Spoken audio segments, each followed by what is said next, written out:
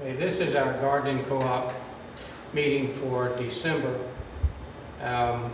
Primarily, the reason for this particular program is that we've been talking to a number of individuals trying to grow legumes and things like this, and so I thought we would look at different elements. How we've already talked about, like the mycorrhiza, working with plants, using that for most of the plants that need the nutrients. Mycorrhiza is added to the soil. By the way, Jeff, did you add any mycorrhiza to yours yet? Only in the compost. On the compost? Okay. I mean, only from the compost. Yeah, we're going to use it for the fruit trees and stuff like that is what we're going to do. But anyway, we were going to look at continuing the topic of building our soils naturally with inoculates and what have you. And so what we were primarily focusing on is the first major elements, again, nitrogen, or what we call macronutrients, nitrogen, phosphorus, and potassium. This particular program is on nitrogen. Nitrogen is one of the three macro elements that are essential to plant growth. Though nitrogen is one of the more abundant elements, making up to 78% of the air around us, it needs to be changed into a form of ammonia or other compounds before plants can use it effectively. You think about it this way: in our air is 78% nitrogen. How does it get in the soil? You want to guess? Rain, lightning, snow. We don't get snow here, but that's how it gets in the soil. But it is in a form that is not utilizable by the plant. So therefore, nitrogen is absorbed by the roots in the plant from the soil as either nitrates, which is easily absorbed but also easily lost from the soil, or as ammonium, which is more slowly absorbed but more persistent in staying in the soil and is used by the plants. The nitrogen is then passed up through the plant to the leaves for use in making chlorophyll, the pigment that gives leaves their green color and helps with the photosynthesis, and proteins and other compounds like DNA, for instance. Now, you know, for years we've used nitrogen, phosphorus, and potassium fertilizers, NPK fertilizers. But as organic gardening and permaculture, the soil microbiome and the concepts of organic gardening goes on, adding nitrogen or these other elements to the soil has a detrimental effect as far as organic gardening is concerned. Let's look at 5 reasons why nitrogen, when you add it to the soil as fertilizer, what happens? First of all, I've had people tell me, well, I've had plants that grew, beautiful leaves, nice colors and everything else, but it did not produce the beans or the fruit or whatever we were looking for. And one of the main actions of nitrogen is increasing, again, the chlorophyll production. This process is done by creating bigger leaf structures with larger surface areas for photosynthesizing the pigments. Excess nitrogen fuels fast foliage growth so that your garden has an appearance of a jungle gone wild, but other plant growth suffers as a consequence. Energy for the flower growth is redirected to foliage proliferation, so plants may not even produce their necessary reproductive organs during the growing season. I noticed that a couple of farmers here in the co-op are trying to grow beans or peas, and they know that nitrogen is good for it, so they added a lot of nitrogen to it. Had beautiful plants, but not a bean on it. And the reason for that is that you need that symbiotic relationship between the microorganisms in the soil producing the nitrogen necessary, for this. And that's what we're going to get into here a little bit. Another thing about adding nitrogen to your soil, if you use a high nitrogen fertilizer mixture, you also increase the soil's mineral salts.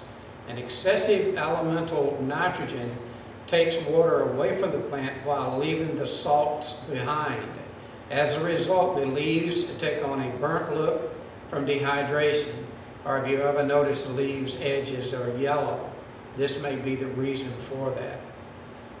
Flushing the area with water to remove the excess nitrogen is the best course of action to relieve the plant. Root growth stunting. Now here's the real problem we get into with adding these nitrogen fertilizers. And most of us don't really try to have an analysis on our soil or our compost and everything else. If you're adding these fertilizers to it, you just add them and hope nature takes care of it. But energy used for large leaf growth stifles the root system below with high nitrogen soil levels.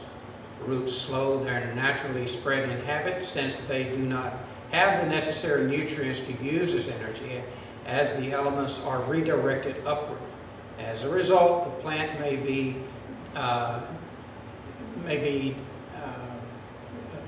lost my place.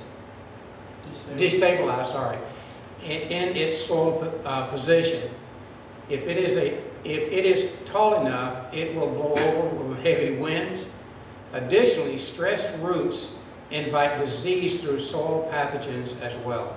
That's what I've noticed in plants where you've got too much nitrogen, is the root system is really bad. And virtually then the plant doesn't produce. All right, the other thing is groundwater pollution.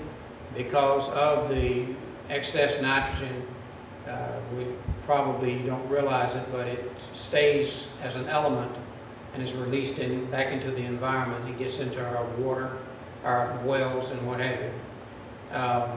I know that my father-in-law, they had been growing soybeans for a number of years on his property using synthetic compounds. And I hate to say it, but it was Roundup Ready soybeans. So they had all of that added, pollutants to it.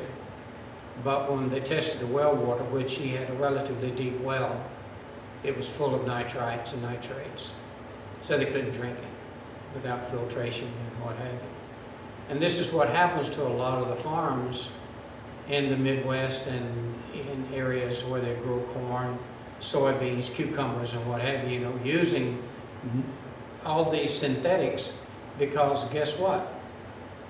There is no organics in the soil. It's pretty much dead. And so if you add too much, where does it go? Into the streams, into the wells, and what have you like that. And this is a dangerous scenario. So going back to organic gardening like we're talking about here is really a more appropriate way of growing our produce for the future. And another thing is that I added this to it, it can destroy the soil microbiome. Simply put, when nitrogen is artificially added to soil, the nitrogen-fixing bacteria die off, destroying the natural soil microbiome. So it's like a person taking an antibiotic. You kill your bacteria in your colon, and you've got to do something to build it back up again. So the human gut microbiome is destroyed by doing that. And so you've got to add your probiotics. So that's the reason why organic, doing it naturally, is a better way. Well, here's a picture and a slide of the natural nitrogen cycle. And it is a cycle. It's interesting. As we mentioned earlier, nitrogen in the atmosphere, 78% of the atmosphere is nitrogen, but as it gets into the soil, then the term nitrogen-fixing bacteria in the root nodules of legumes in particular, we're talking about here. Nitrogen-fixing bacteria in the soil then converts it then into ammonium, or the nitrites, and also the nitrates. Also, you find it in decomposition, like we were talking about using compost. That's a recycling situation. Once it gets into that, those elements of ammonium, the NO2s and NO3s, then it can be assimilated by the plant. But there's also a process with bacteria in the soil. It's called denitrifying bacteria. This denitrifying bacteria then allows the elemental nitrogen to get back into the atmosphere. And so this is primarily just a cycle. It just continues on and on, just like this. The really key parts that I want you to note here is in the nitrogen fixing, we call it nitrogen fixation, where you have legumes, but there are other plants that do this as well. We'll look at that in just a moment. But you have to have this symbiotic relationship. So therefore, we're going to talk about the type of bacteria that's necessary and how we might be able to inoculate our soils with some of this, or at least the seed components. Most common nitrogen-fixing plants are the legumes. That's your beans, your peas, and these plants that work together with nitrogen, fixing bacteria, and they are called rhizobia. Now this is the name means to fix nitrogen. And so you have a lot of different types of bacteria that actually fix nitrogen for different types of legumes and other plants. And so what we're going to try to do is make it easy. I mean, some people will get really, serious about it and try to identify what bacteria, nitrogen-fixing bacteria would work for butter beans or for green beans and stuff like this. But it's really not that complicated. You can do it, and it does work that way. There's a lot of science being explored in this arena right now. These legume plants live in a symbiotic relationship with the nitrogen-fixing bacteria. The rhizobia live in nodules in the plant's roots. This way, the plant can look after its own nitrogen needs, so fertilizers are not needed at all. In addition, when the crop is harvested and the plant is cut back to the ground, the root nodules that are left there will release some of the valuable fixed nitrogen for the following crop. As you said, Jeff, cover crop. And that's what we used to call them, was cover crops. I remember on the farm like I said earlier, that we used some beans, but primarily alfalfa, vetch, some red clover, that would fix the nitrogen on the roots, and we just turn it back into soil. That's when we use plows and what have you for that. There are examples of nitrogen-fixing plants. We have here, and by the way, I've got a list of these if you want to take it with you. These are, you call them cover crops of what have you. For Florida, these are really good, is your crowder peas, velvet beans, pigeon peas, and the perennial peanut that they use now a lot along roadways. They're using this type of plant because it chokes out weeds and what have you, and it has a relatively nice looking green look. So they're using it, as covering on roadways. Other plants that are not really considered, they're not legumes, wax myrtle, the Paulownia. I'm going to show you a picture of that in just a minute. It's on the next slide, actually. It's kind of interesting. It's from Asia. It has large leaves. It really develops a lot of nitrogen in the foliage. And you can go and what they do real organic gardeners, they simply, as it grows up, they just go out and do cuttings off of it, throw it in their compost pile, and that way they are inoculating their compost with nitrogen naturally, that way. Honey locusts, mimosa leaves, I think we had Chuck here. Chuck mentioned the mimosas that he had. Now, if you think about this, if you have these in your yard, garden, or by your fruit trees or whatever, they will naturally produce nitrogen, and it's released into the soil. So, you know, like just around your garden there, if you had mimosa trees or something growing around it, it would automatically just feed nitrogen into your soil, other than having to use your fish water. Another one, a good one, is senna. They call it candlebush. How many of you know what senna is? You ever heard of that? It's a laxative. And it's a very expensive laxative in some situations, so you can grow your own laxative that way. And then the coral bean is another. Here's a picture of the Paulownia. It's kind of interesting. They're very easy to grow. You see this guy on the right there, he didn't prune his. And they grow up, but look how large those leaves are. And it really works well, you know, as a nitrogen source.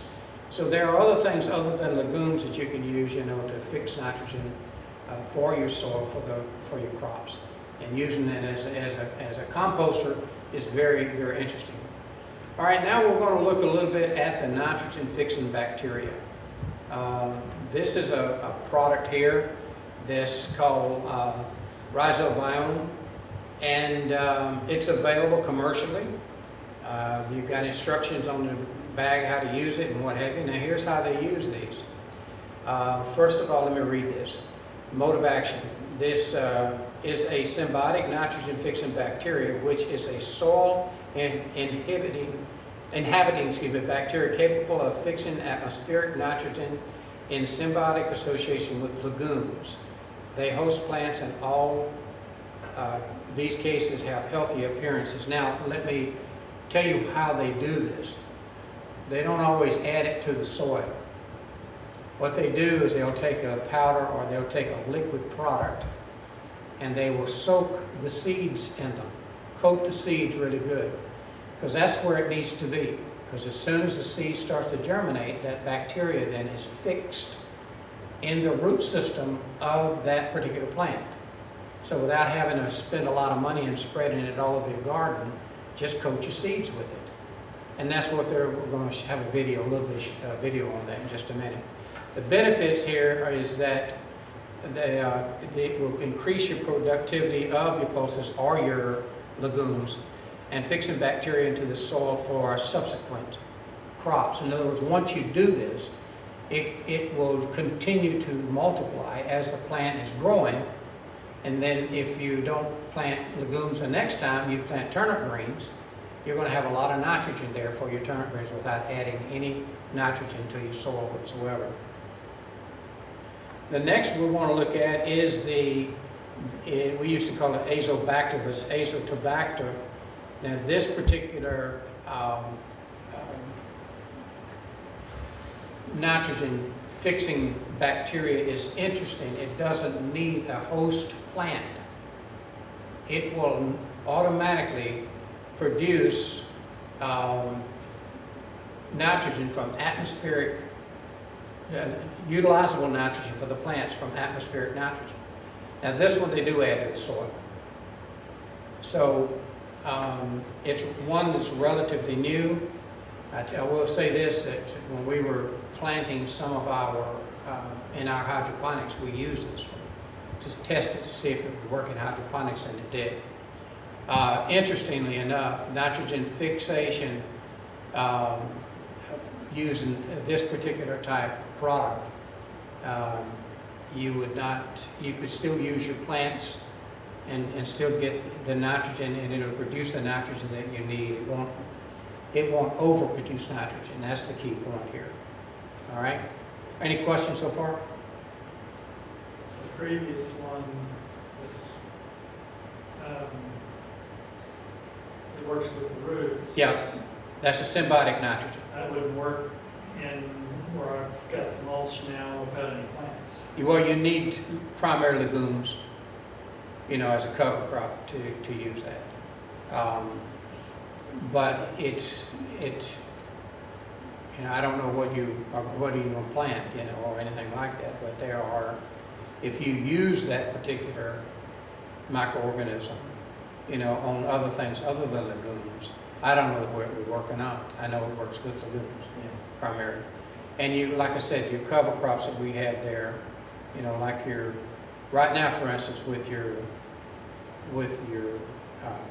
bed the way it is, with wood chips, if you planted, like, for instance, the perennial peanut over there, I mean, it just covers the whole area. And it's a very pretty plant. And, or you can use, there's several types of peas that are natural for Florida. I mean, they are indigenous here. And they grow up relatively small, they're not large. And it will start to do this. You add that bacteria to it, and then if you want to just turn it in, you know, to your soil, or just let it die off and then use it for your compost, nitrogen is in there. And, you know, with wood chips, we talked about this last time. Wood chips are primarily carbon-based. And when they start to decompose, what do they use out of the soil? They'll use nitrogen. That's the reason why that they tell you, you know, you've got to have something there to help with the nitrogen level in the soil. Because that little level, a layer right below the chips into the soil itself, you virtually have no nitrogen in there at all. So adding something like this to it would help with that if you've got a cover crop with it. Or the other one. Or add the other one. one probably work. The other one doesn't need it, right? And I think there's a lot more work that's going to you know, the term in the 70s started was called permaculture. You know, it wasn't organic gardening, which it really is though, but it's something that you're trying to use everything that's available to you naturally without adding all these synthetic compounds to it. You want to work with the soil. Now, I went over to your garden and I dug down in there and, you know, under the wood chips. And already you've got, you know, a good layer of 3 to 4 inches of dark soil. And the reason for that is the decomposition that started. All your bacteria is in there acting. So doing something of this nature, you know, depending on what you want to plant. You know, springtime is coming, and people like to grow their beans and what have you like that at that time, tomatoes or whatever. And you need to make sure that you have the nitrogen. Well, Florida soil just doesn't have nitrogen. It really doesn't. In fact, it doesn't have much of anything. So in doing it this way, you are assuring yourself, again, without having to go and measure everything, adding some of this to it with the natural components, like your symbiotic relationship between your nitrogen-fixing bacteria and your legumes, the best way in the world to do it. It's what you did, Jeff, with your, you said peas, right? That you beans. Beans, yeah. And the other thing is, I want to share this with you, and if you're growing your beans or your peas, a lot of the scientists are saying, well, you know, it's all the nitrogen that the bacteria produces there for that plant goes to making the foliage and the bean or the pea. And so if you take it to maturity, you eat your pea, you're not going to have that much nitrogen there. I disagree. The nitrogen-fixing bacteria do work, and they leave quite a bit from the nodules of the roots of that plant in the soil. Yes, they do use a lot of it, but it makes protein for you. In other words, you're eating the bean or the pea, it goes into making the amino acids that make the protein. But the thing is that you've got it in the hull, you've got it in the foliage, and if you take all the foliage and put it back in your compost pile, you're putting nitrogen along with carbon back into your compost, you know, from that. So you get in it. Okay? All right. Now what we're going to do now, Chester, you might have to help me with this. We're going to go through it's 4 videos, nitrogen cycle, two of those explaining different things, and the nitrogen fixing bacteria. So let me have to get out of that.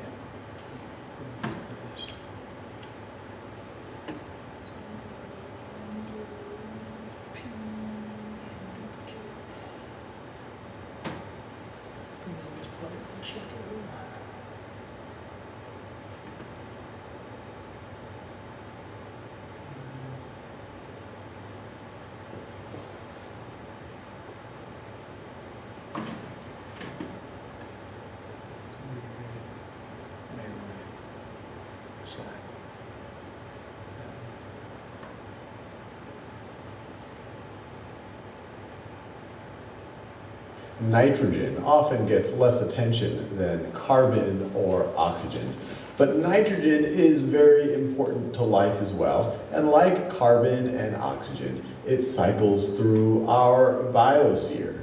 Now, one thing that's maybe surprising about nitrogen, if you haven't studied it much, is that it is very, very common in our atmosphere. 78% of our atmosphere is molecular nitrogen. So it's in the form of N2. So this right over here is molecular nitrogen. You have two nitrogen atoms covalently bonded to each other. Now, unlike carbon, which can be directly fixed by plants, in the carbon cycle video, we talk about how autotrophs like plants can take light energy and use that to fix carbon from the air into a solid form and store that energy in those carbon-carbon bonds.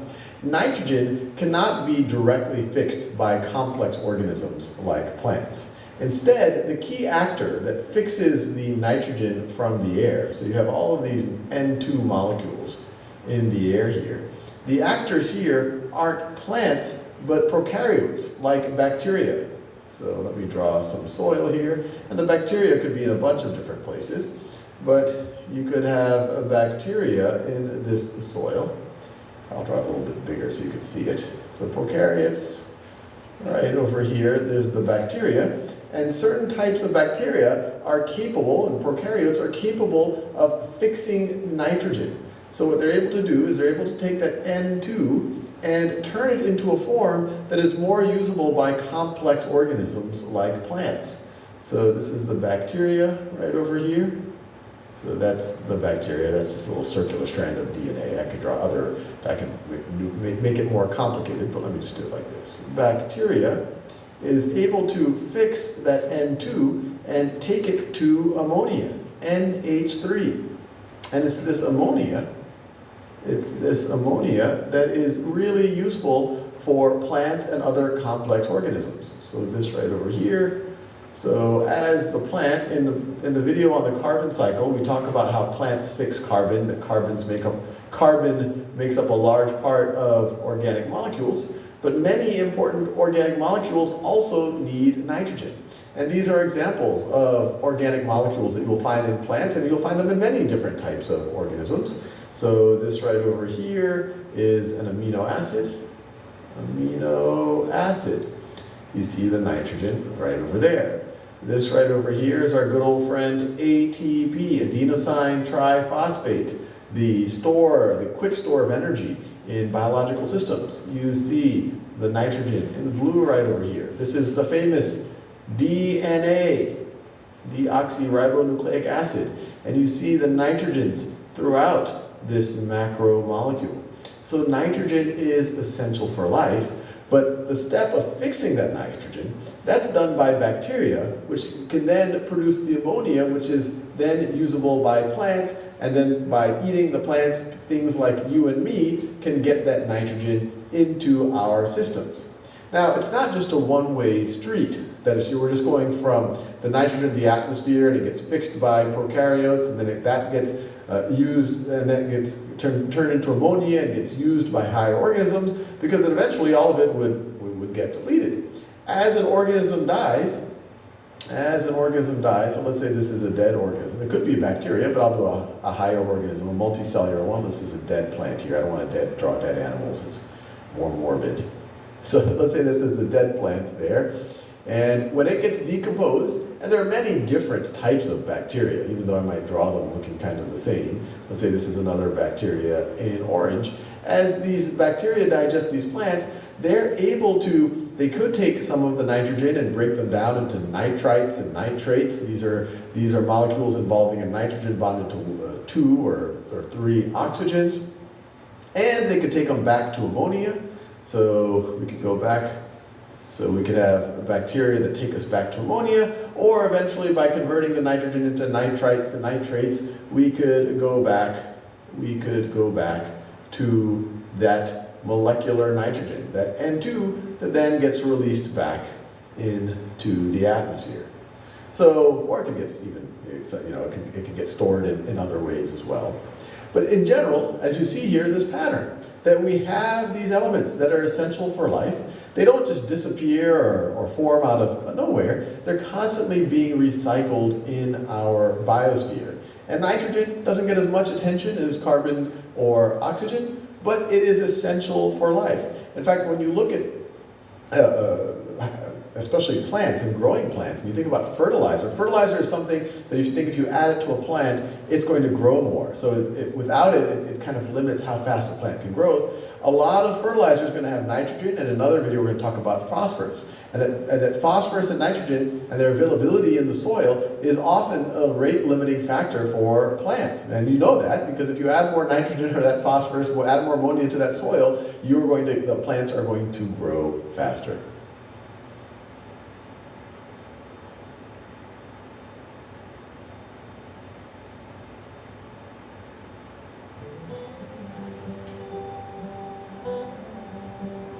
Hi, I'm Stephen with AlbertaUrbanGarden.ca. Welcome to the third episode of the Garden Soil series. If you've missed any of the previous episodes and would like to catch up on them, please click on the link to see the playlist. On today's episode, we're going to talk about one of the most important elements in your garden, nitrogen. Nitrogen is a base element with an atomic number of 7. It is the largest component of the air we breathe at 78% of Earth's atmosphere and is the 7th most abundant element in the universe. So why is nitrogen so important in our gardens? Nitrogen plays a key role in the development of amino acids and DNA. Amino acids are the building blocks of the cell, while DNA is the database. Now that we know how important nitrogen is, let's talk about the nitrogen cycle. The cycle defines the process of atmospheric nitrogen moving into the food web and back again. Nitrogen in its atmospheric state is not plant available. Nitrogen has to be in an organic form, like ammonia, NH3, and nitrates, NO3. There are 2 main ways organic nitrogen can be added to your soil. Plants and animals produce ammonia as waste. You can recycle your plant's nitrogen through composting, and the same thing with things like rabbit manure. Every time you recycle nitrogen, some is lost as atmospheric nitrogen through a process called denitrification. So how do we get nitrogen from the atmosphere to make it available to our plants? It's a process called nitrogen fixation, and there are 2 main ways to do this. The first is nitrogen fixing bacteria that take N2 from the atmosphere and make ammonia. Then through a second and third process, the bacteria convert the ammonia to nitrate, which is available to the plants. The other way to fix atmospheric nitrogen is through the Haber-Bosch process, whereby you take atmospheric nitrogen, hydrogen, and apply significant volumes of pressure, which create nitrates. This is typically how commercial fertilizers are produced. What does this mean for your garden? There are 2 ways you can organically fix nitrogen in your own garden. The first is compost, and the second is nitrogen-fixing plants with beneficial microbes. Compost is typically made with both green and brown materials. Green materials, such as grasses and manures, are nitrogen-rich, while brown materials are carbon-rich, such as wood chips. By both hot composting and vermicomposting, I typically add them to my garden. Application of completed compost can be mixed directly into your soil or as mulch on top of the soil. Uncompleted compost materials can be added as mulch to the top. Be cautious as you do not want to create a hot compost around your garden plants. You can also add nitrogen to the garden by fixing the nitrogen in place. This is done by planting nitrogen-fixing crops like peas or alfalfa. Both of these plants send out hormones into the soil, attracting nitrogen-fixing bacteria. When the nitrogen-fixing bacteria come in contact with the plant's roots, they are enveloped into a node. The bacteria then produce bioavailable nitrogen for the plant, and the plant gives the bacteria carbohydrates. The bioavailable nitrogen is released into the soil when the plant dies, through both the nodes and the plant material being composted. This is commonly referred to as green manure. As your plants grow, or when you take a ripe tomato or fantastic raspberry from the garden, you take a little bit of the nitrogen with it. It is important to continue to build the nitrogen in your soil by adding compost and providing great habitat for your beneficial microbes using things like green manure. Next time, we're going to talk about the nutrient cycle. Thank you very much for joining me. I appreciate it very much, and I really hope you have a fantastic day.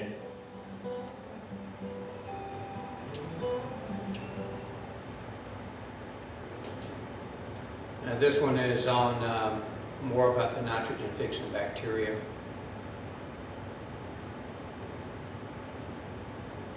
Done in England, I believe. Yeah. If fully successful, it would make the crops self-fertilizing for nitrogen. And this is a key requirement for sustainable agriculture now and in the years ahead. What Ted's done is taking atmospheric nitrogen, we can unlock that, and we have a key, like it's with our padlock, we unlock the nitrogen from the atmosphere and get it into the crops, any crop in the world. So it's really exciting, and it's stimulated interest from government level to potential collaborators already. Plants can't fix nitrogen from the air themselves. They need to link up with a suitable nitrogen-fixing bacterium.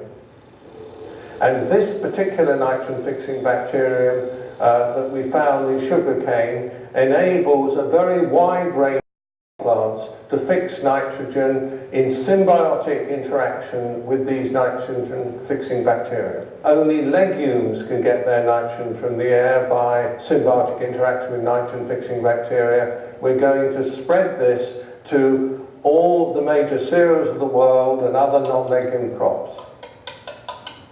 All the crop plants produce a root system, and this root system can be interacted with a nitrogen-fixing bacterium such as the one we're working with from sugarcane, and this will invade the young cells of the root here, and these will become invaded and you will get intracellular colonization of the root cells.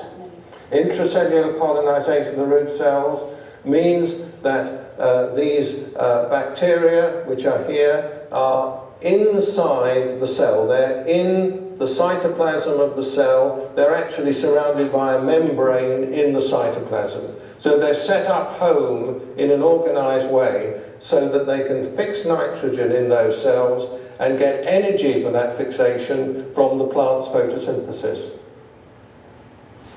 There are some crops which can already fix nitrogen from the air, but the major crops of the world, the cereals and other non-legume crops, are unable to do this. And this is the major challenge for agriculture. And to become sustainable using biological systems, biologically occurring nitrogen-fixing bacteria, to fix the nitrogen from the air so that it's available to these other major crops. When we initially started, it was failure. But then we found that we could stimulate the bacterium to get inside by giving it some sucrose. It was the key, I think, because this bacterium grows in sugarcane, and it's in sugarcane juice, and this is a very rich source of sucrose, and it likes this stimulation to begin with, and then it gets inside the cell, and it's happy because it can get even more sucrose from the plant carrying out photosynthesis. The seeds require the bacteria to be present when the seeds are sown. So to ensure that the bacteria are there as the seed germinates, what we're doing is we're coating the seeds with this nitrogen-fixing bacterium. You use an equivalent of a hairspray sticker to get the bacteria to attach to the seed, and as the seeds germinate, then the bacteria will be waiting. They'll be waiting to interact with the emerging root of the seed. This work has taken, on this particular specific bacterium, it's taken about 12 years. It's taken so long because we were adventurers. We didn't know that this bacterium would work and get inside plant cells, and indeed most people that we spoke to assured us that it would never get into plant cells. It will transform global food security because so much effort goes in to the production of synthetic nitrogen fertilizers. The cost of them, the negative effects on the environment of using them, and also the negative effects on the environment of polluting them. So this is providing a major inroad into sustainable agriculture, where one is not using chemical reactions, but one is using biological systems which are environmentally friendly. The nitrogen market is worth in excess of 80 billion. On that basis, we capture a few percent of that. This is a game-changing technology.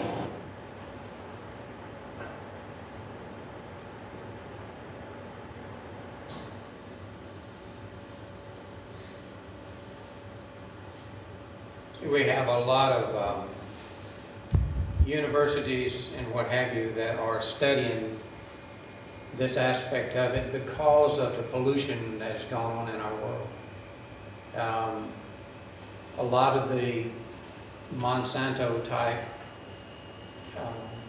products and what have you are going to go by the wayside, because this is, you know, we talk about organic gardening on a little local basis, you know, one backyard or an acre or 2 acres or whatever that you have, but this is talking about on a massive scale to grow cereals and everything else, and using, again, natural sources. So you have to build your soils back up, you know, to where it was originally, you know, without killing it with all these NPKs and synthetics that we've been adding to it over the years. This last video is a gardener where he's talking about, again, this nitrogen fixation with plants.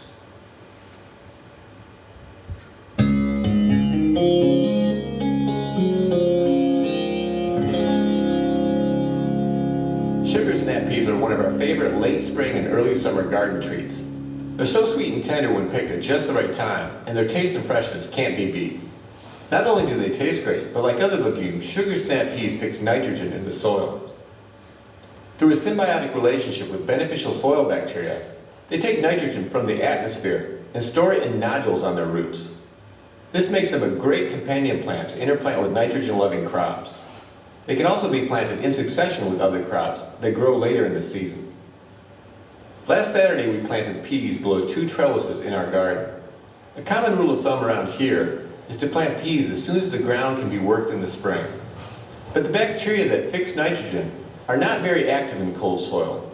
So by waiting a little longer and letting the soil warm up some, we increase the nitrogen fixing capability of the peas.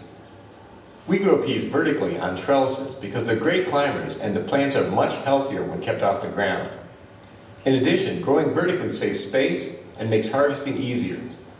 Though pea plants produce best in full sun, they'll do fine in this partially sunny spot.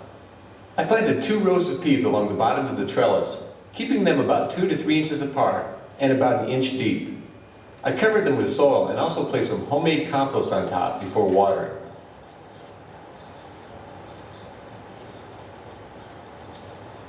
In mid-May, I plan to plant Malabar spinach seeds under the same trellis. Malabar spinach doesn't really take off around here until July. By mid-July, the peas will be on their way out. Rather than pulling them out of the ground, I'll cut them off at soil level, leaving their roots and their fixed nitrogen in the soil. The Malabar spinach will then climb the trellis and feed off the nitrogen left behind by the peas and the beneficial soil bacteria. I also planted sugar snap peas under this trellis. And in mid-May, I'll be transplanting cucumbers right next to the row of peas. And as the cucumbers start to take off and the peas start to wane, I'll cut the pea plants off at the ground level, leaving the fixed nitrogen to feed the cucumbers. We've used the same succession planting technique with peas and winter squash, peas and pumpkins, and peas and tomatoes. Basically, any later season crop that can climb the trellis after the peas and feed off the fixed nitrogen. This technique, along with many others, allows us to grow healthy crops and have an abundant harvest without purchasing any fertilizers. Well, that's all for now. Thank you very much for watching. And until next time, remember, you can change the world 1 yard at a time.